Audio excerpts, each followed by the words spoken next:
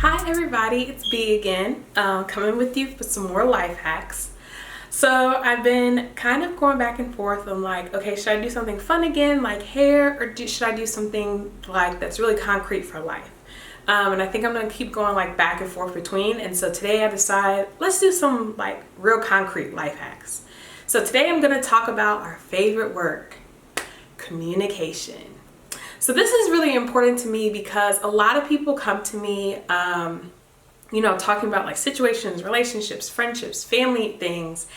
And I process out like, okay, so like, how did you say it? What was said? How was it processed? And a lot of these things are like, I don't even know that these things exist. I thought everyone just kind of processes and communicates just like me.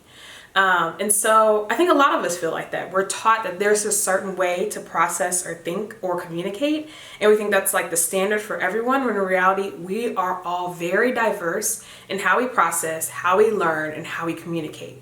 And so I'm going to give you just the quickest video of how to interpret communication between different people, how to understand different processing methods. And then I'm gonna do a follow-up video or second video on different learning styles and different patterns of communication.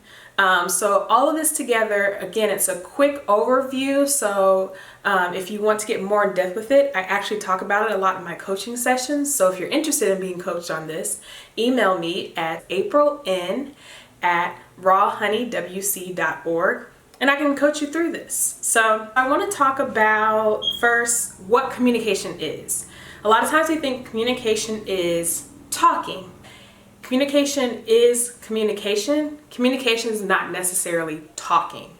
Communication is the understanding of what I have to say and the conceptualization of that, or what point or message I'm trying to get across, and that it relates to someone else in a certain way, and it actually gets to them and they receive it in the manner that you're trying to give it to them. So my three main points with that, and I love to use this example in my classes as well as coaching people through how to communicate with each other. I like to use throwing a ball as an example. And I use different objects to throw, but mostly a ball. So my first thing is your message deliverable?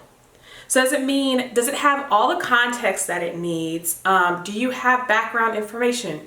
Do you have all the facts? Do you have all the emotions and everything else involved with that message to be prepared to be delivered? So it's just like an email.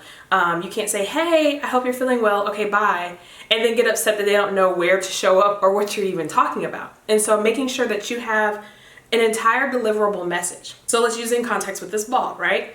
So if I want to throw this ball at you, is it something that's catchable? So the ball moves when I throw it, right?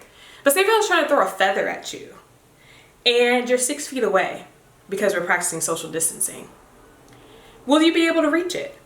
Well, feather usually doesn't fly 6 feet, even if you throw it really, really, really, really hard. Sometimes just float straight up and go down. And so sometimes that's how our conversations go, right? We just float straight up in the air and go down. And so we want to make sure that we are preparing a message that is deliverable. So that's point one. So point two, your receptor, are they able to receive the message? So oftentimes we're like, I just want to get out what I want to get out.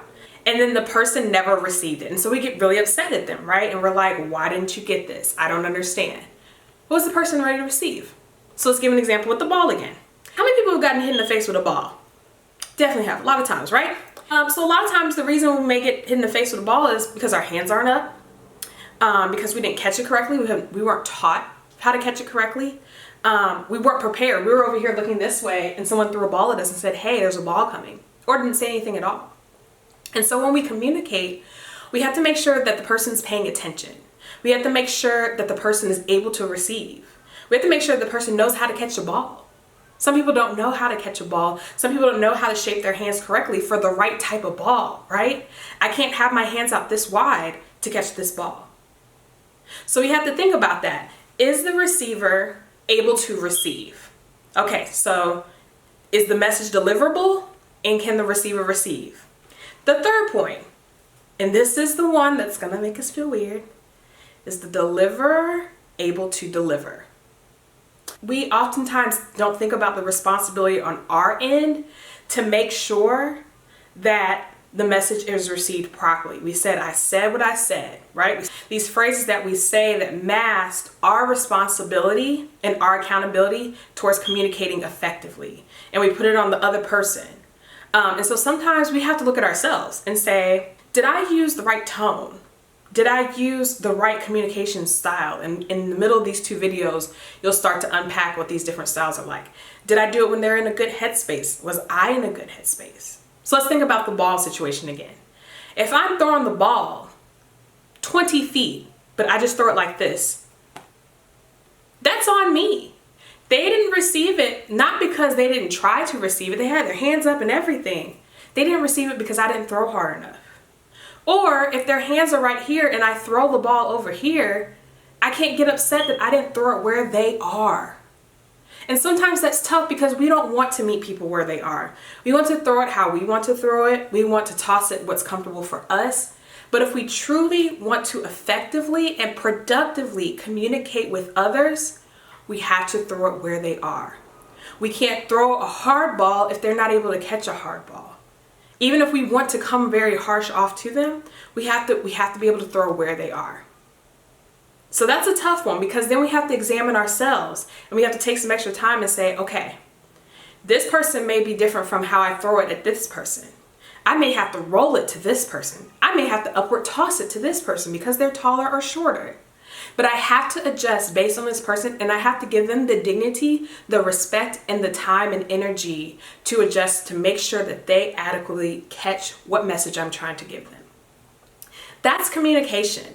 That's like the foundation of good communication. That I'm making sure that I'm getting all the facts and I'm getting everything that's needed to deliver to them. That my receiver is ready to receive it and in a place to receive it. And that I've done the work on my end to make sure that I'm a good deliverer and that they can catch it. Makes sense, right? I could end the video here, of course, but I'm not. So I want you to think about those things. Think about those interactions. And the ball situation helps so much because it's a tangible thing. And we'll talk about that in the next video of being a kinesthetic learner.